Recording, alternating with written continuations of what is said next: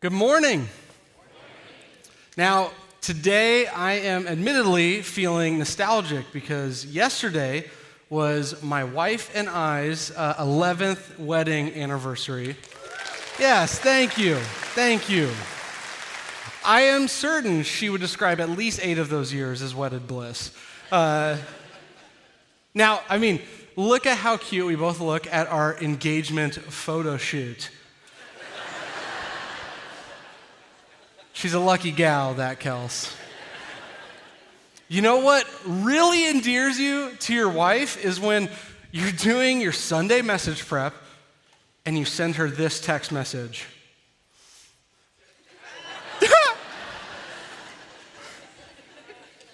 Now, in all fairness, I did ask the correct date. So pretty much I'm what you would call a romantic. But I still vividly remember the first time that I met Kelsey. It was the summer of 2011, and I was close to wrapping up my college career at Lincoln Christian University.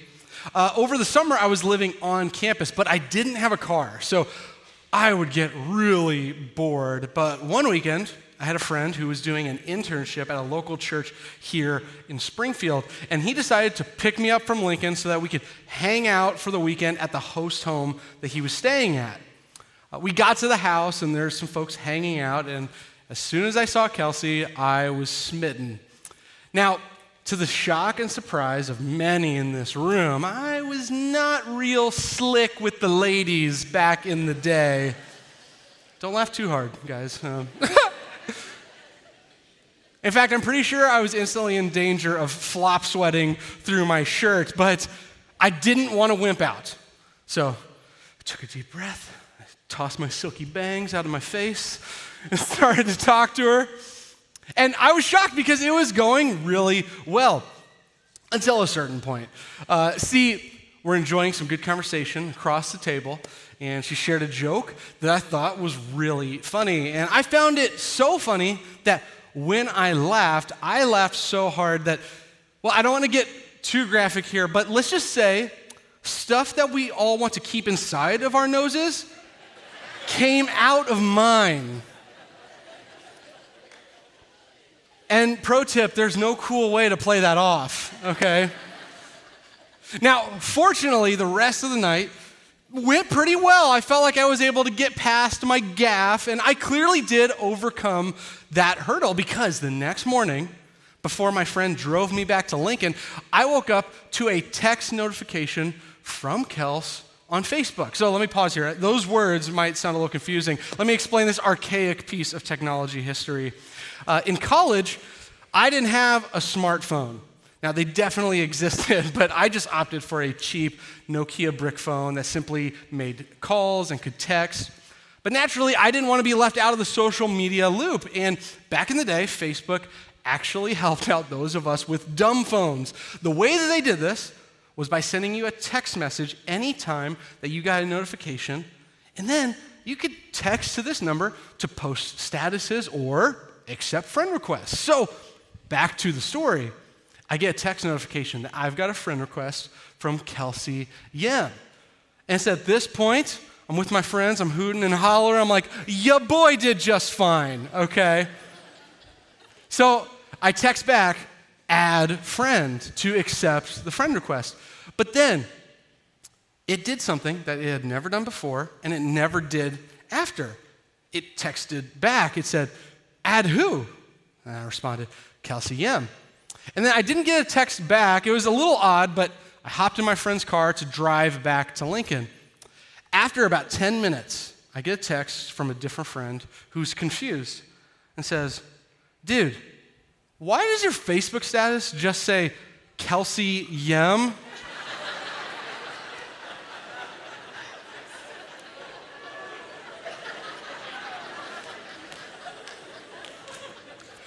Instant panic mode, okay?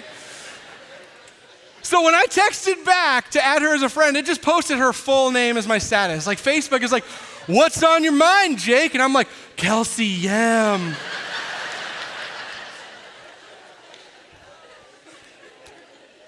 The optics weren't great, okay? So my friend and I now are racing to Lincoln as fast as we could to go delete this post before she saw it. I'm like, hit the NOS, we gotta go. We're like Jack Bauer in 24 trying to beat the clock. I get back to my apartment just in time to cut the red wire and delete this status after about 40 minutes of it being out in the open for the world to see. She saw it. Not only did she saw it, all of her friends saw it, and they were roasting me. Now, in the end, we fell in love. I got the girl. Now, have you ever been around a young person, that aura when they're madly in love? It's just the worst, isn't it?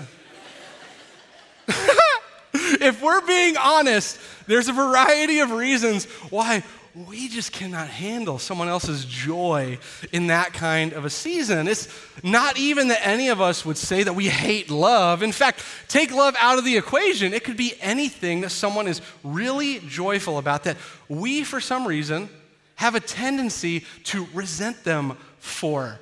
Perhaps you've heard a term centered around this feeling before when someone is referred to as a rainbow puking unicorn. Beautiful imagery, isn't it? Now, if you haven't heard this term before, it's used to describe people who are overly zealous or joyful about everything. Sometimes it might be that someone is truly over the top about their love and zeal for comic books, a pop star, or even their latest crush. And other times it might simply be that they're just generally bubbly and happy, and we are the ones with a curmudgeonly streak of DNA in us. Some might say these folks are justifiably annoying, and some might say they're just misunderstood. I would say the more worthwhile investigation is for us to look at ourselves and to try to understand why we drift towards this kind of behavior. I'll let you in on a little secret. It's usually tied to jealousy, but we're going to get to that. Last week, we kicked off this series where we're talking about the famous passage in the Bible, 1 Corinthians chapter 13. Now, most would recall this as the wedding passage, but we are examining it outside of that context to see that it has a much broader meaning that is valuable to us every day. It's written to this group specifically because they are so focused on themselves and self-centered. I want to look at the last line of chapter 12 that serves as a preamble to today's chapter. Paul writes this, "And I will show you a still more excellent way." These folks needed redirecting to a better way. And let me tell you that Paul's guidance and words are still extremely important to us today. As we look to glean insights from this passage, we're going to talk about that instinct within us to get annoyed at someone else's joy, and even how we sometimes fall into the trap of comparison. Because I'm a Marvel Cinematic Universe dork, I can't help but think of a great moment from Avengers Endgame. Maybe you've seen this movie, but leading up to it, Tony Stark, Iron Man, and Steve Rogers, Captain America, they have this major falling out, like they are bitter rivals, but then they're reunited. And Steve is surprised and shocked to see Tony. Tony's reply to him is, "Turns out resentment is corrosive and I hate it." While it might be easy for us to all agree and acknowledge the corrosive effects of resentment, it's still quite difficult to reverse course on once we've given into it. And what I hope we walk away with today is this tenet: if I resent your joy, I don't love you. So let's read our next part of 1 Corinthians chapter 13. It says, "Love is patient and kind. Love is not jealous or boastful or proud or rude. It does not demand its own way." Paul is writing this letter around the year 54 AD, while he's actually in Ephesus. And this church he knew really well. In fact, Paul had spent about a year and a half there prior. And in the chapter we're reading, he's addressing the issues surrounding their worship gathering. Mostly, it boils down to the fact that people needed to get past their own preferences of how the weekly worship gathering would go, because Paul is trying to guide them that when they put that above what's best for everyone else, then they're loving themselves more than they're loving their people and their church. And the word that Paul uses for love is the Greek word agape. It's a word that's actually not found in the classical Greek. There were other words for love on the physical and emotional level, but nothing for this divine love of God except agape. One commentary that I was reading, I loved the description of it. It described it as a benevolent disposition of mind that suppresses envy and sees the joy of others as an addition to ours. Perhaps it's just me geeking out over the linguistic beauty of that phrase, but I love this description. I mentioned earlier that jealousy and joy are naturally interconnected, and I love how this hits on that. When I read that someone else's joy is an addition to ours, I don't know about you, but that hits me. I think back to a few years ago when I had to make this kind of shift from jealousy to love. In April 2020, my daughter was diagnosed with leukemia for the first time, and it was obviously a really hard season. At that time of the pandemic, everyone was flying blind, and her oncologist advised a better safe than sorry approach to being out in the world. Now, obviously, the whole world shut down for a while, but we were in a bubble for a good long while. When people were able to get out more and go on trips, I was definitely jealous of them, if I can be that transparent for a moment. It was hard to not feel like the famous Squidward meme where he's looking out, seeing everyone else have a blast. But I can remember praying about it and having this shift from jealousy to seeing the joy of others as an addition to my own. I can remember internally processing and thinking, I'm just so happy that they get to do that. And I can't wait for us to get that same chance too. I can remember this shift in thinking even having an effect when I was with people. Sometimes I could sense that people felt a bit awkward talking about their latest vacation or exciting adventure. And I was able to take that away by saying that I was genuinely happy for them. Today, I want us to think about where we're at with our own jealousy. Do we feel like it only comes up every once in a while? Is it a normalized and supposedly acceptable level? Has it become toxic? I want us to think about that because when we resent what God celebrates, we oppose God. And now listen, it's not that any of us, that's what we want to do, but it is just simply the path that jealousy sets us on. We just read from 1 Corinthians where Paul is talking about this still excellent way of showing the love of Jesus. And I'll tell you that he would have seen it firsthand. In fact, to see what I'm talking about, let me take this story back about 20 years to when Paul would have been pretty difficult to love. Far enough back that Paul wasn't even called Paul. In 34 AD, he was going by the name of Saul, and he led a very different life. Back then, Saul was known not for his teachings on Jesus, but instead for his persecution of Christians. Now, this is a guy that wrote the majority of our New Testament, but the artist formerly known as Saul would imprison, harm, and even kill Jesus followers. I mean, look at the first couple verses of Acts chapter 9. It says here, "Meanwhile, Saul was uttering threats with every breath and was eager to kill the Lord's followers. So he went to the high priest. He requested letters addressed to the synagogues in Damascus, asking for their cooperation in the arrest of any followers of the way he found there. He wanted to bring them in, both men and women, back to Jerusalem in chains." I bet this guy was real fun at parties, okay? Now, it's worth pointing out, okay, that when you read about Saul and his background, that he was known as a very righteous man, aside from his persistent rooting out of all Christians. But he's chomping at the bit to go to Damascus. So he gets exactly what he wants, and he heads that way. But something unexpected happens. It continues on. As he was approaching Damascus on this mission, a light from heaven suddenly shone down around him. He fell to the ground and heard a voice saying to him, "Saul, Saul, why are you persecuting me?" "Who are you, Lord?" Saul asked. And the voice replied, I am Jesus, the one you are persecuting. Now get up and go into the city, and you will be told what you must do. Saul has been fervent in his desire to weed out the followers of the way, but in an instant, he's brought to his knees. You could say that he's humbled in this moment, but that would be an understatement. He's enveloped in bright light all around him, and he's just astonished. And then through the light, he suddenly hears this voice that cuts right to the point.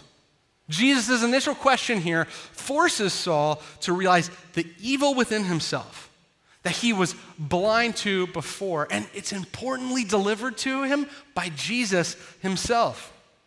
In fact, Saul would be the only person to see Jesus after his ascension, so this is a huge deal.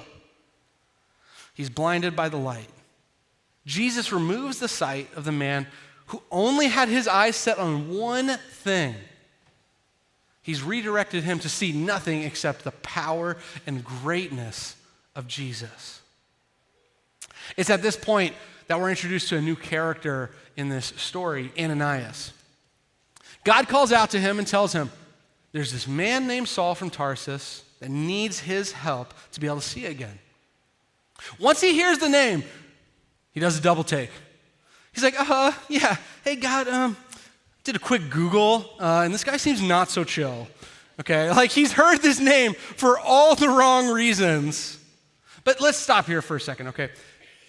How truly difficult would this be to take in?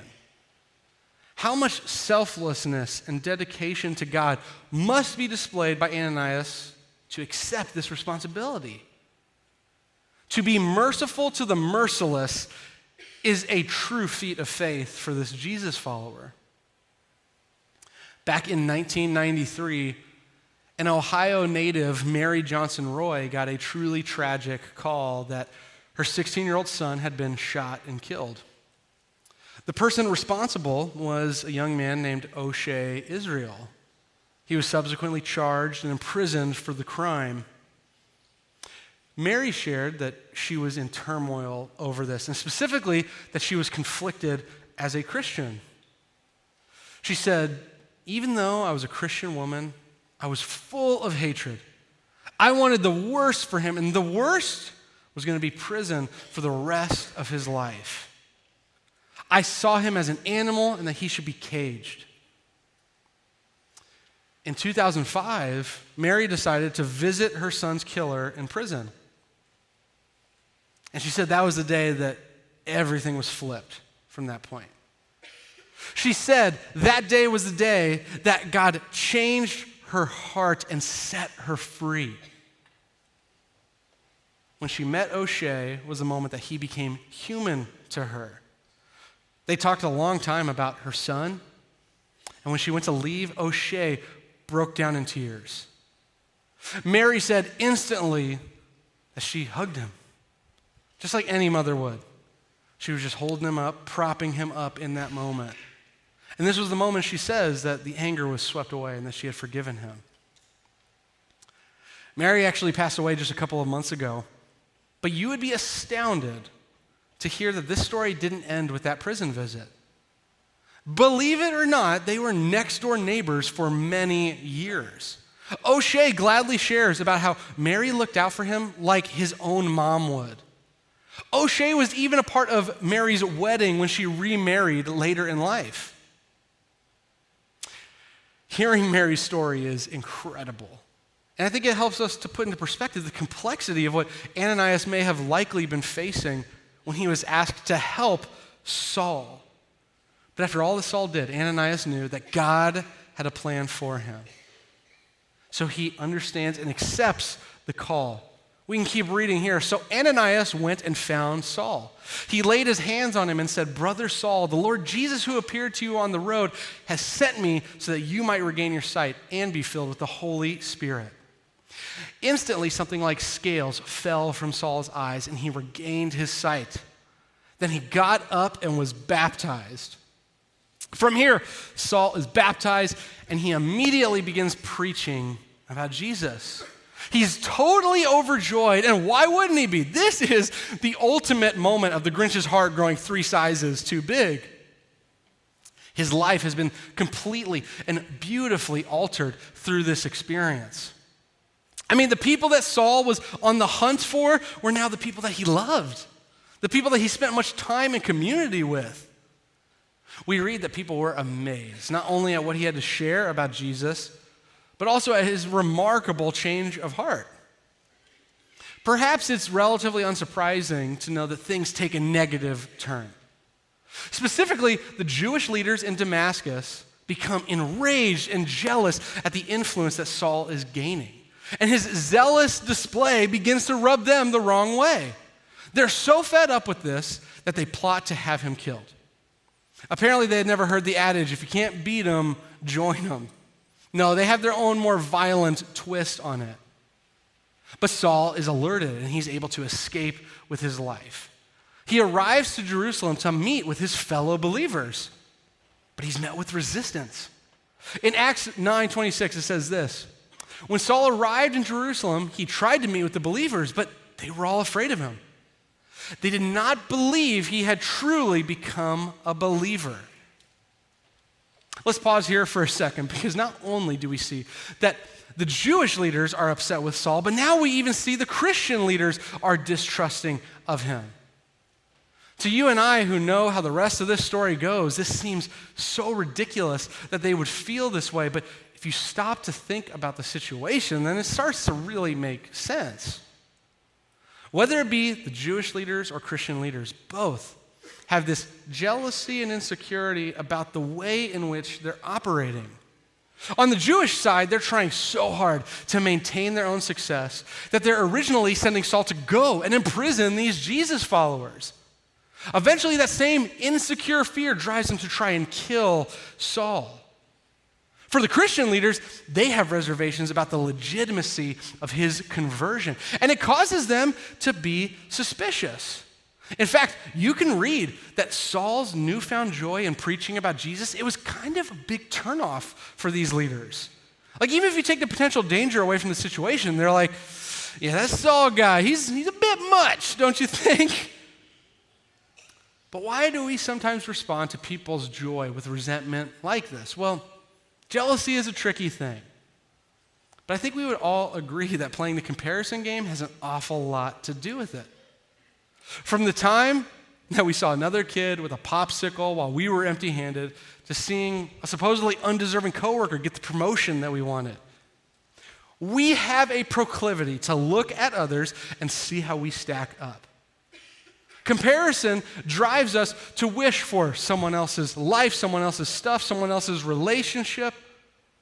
We immediately become discontent when we compare ourselves with other people. I want to take this saying a step further by saying comparison may be the thief of our joy, but we might just be the thief of the joy of others when we do this. The more and more that we compare ourselves to others, the more that we become this vortex that just sucks the joy right out of the room. I remember having to learn this lesson the hard way, like admittedly. When I was in Bible college, I had a friend who was compelled to call me out for the way that I affected the temperature of the room in this way.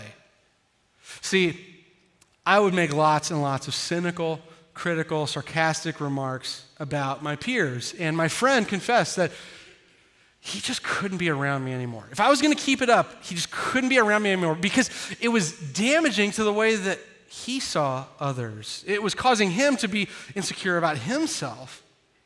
Long story short, I ended up taking a vow of silence for 2 weeks to try and get a grip with how I was speaking and thinking about others. And this was such an interesting exercise because when you stop yourself from saying anything, you now see the starting line for every single train of thought. And what I really learned is that the reason why I was so biting in my speech was simply because I was jealous of others. I was comparing myself to them, and if I didn't measure up, then I had to try and tear them down. I had to manufacture a reason to look down on them or cast my own aspersions. This vow was a way that helped me to put those thoughts to death because they didn't serve me in trying to lead well for Jesus. Bottom line, I learned that I cannot be both jealous and joyful. Here's the catch. You can't manufacture joy. You can't make joy appear on your own. It's not like if you just change your attitude or you fill yourself up with more positive thoughts, joy will appear. No, that's pretend and performance. True joy comes from God and is supposed to overflow from us. Let's read what Jesus has to say about it right here in John 15. I have loved you even as the Father has loved me. Remain in my love. I have told you these things so that you will be filled with my joy. Yes, your joy will overflow. This is my commandment. Love each other in the same way I have loved you. When I took this vow of silence, I realized I needed to do two things. One, be content with God's love for me. And two, to change the lens in which I was viewing people. Both of these things are easier said than done. In this instance, I needed the help of a friend to step in and call this out to me. In our story, someone else had to step in to help adjust the lens for the religious leaders concerning their perspective of Saul. Naturally, they were convinced that they were encountering a true wolf in sheep's clothing, that this entire conversion and subsequent evangelizing was a complete facade. And in all honesty, I think it's understandable why they might feel this way, but a young leader named Barnabas steps in. Barnabas was known as someone with great joy himself. His name even means son of encouragement. And in this story, he's trying to persuade the apostles to accept and trust in Saul. The next verse says this, then Barnabas brought him to the apostles and told them how Saul had seen the Lord on the way to Damascus and how the Lord had spoken to Saul. He also told them that Saul had preached boldly in the name of Jesus in Damascus. Barnabas was so convinced in what he had heard and seen from Saul that he stuck his neck out on the line for him. Now, these two would actually go on to lead missionary journeys together, plant churches, and proclaim the good news of Jesus together. But Saul's conversion story is not only miraculous, it gives us so much to look at and investigate within ourselves. Because I'll tell you, as I read this story, I can't help but put myself in the shoes of these different characters for better or worse. Barnabas had to help them change the lens in which they looked at Saul to see him the way that God saw him. It would have been so easy and even permissible to judge Saul for his past. Dietrich Bonhoeffer had something to say when it comes to our contempt for others or prejudice when he said, we must learn to regard people less in the light of what they do or omit to do, and more in the light of what they suffer. Judging others makes us blind, whereas love is illuminating. By judging others, we blind ourselves to our own evil and to the grace which others are just as entitled to as we are. Love is most definitely illuminating. And it was on display through Ananias and Barnabas. They didn't resent Saul for his past, for his newfound joy in Jesus, or because of their own insecurities. They saw that he was deserving of the same grace and love that they'd been given. In 1 John, we see a great reminder of this. It says, dear friends, let us continue to love one another, for love comes from God. This is real love, not that we loved God, but that he loved us and sent his son as a sacrifice to take away our sins. Dear friends, since God loved us that much, we surely ought to love each other. No one has ever seen God, but if we love each other, God lives in us and his love is brought to full expression in us. The origin and definition of love comes from God. He invented it. He gave us the ability to feel it. He demonstrated it by us through Jesus. We all were so loved that Jesus suffered, died, and forgave us before we even asked to be forgiven. Jesus made it possible for our relationship with God to be restored. Just like Jesus loved us with his actions, John tells us not just to say we love each other, but to show it with our actions and posturing. Paul is guiding us to a more excellent way, to a life that isn't robbed by bitterness, comparison, or jealousy. He's guiding us to a life of love. And love is not jealous.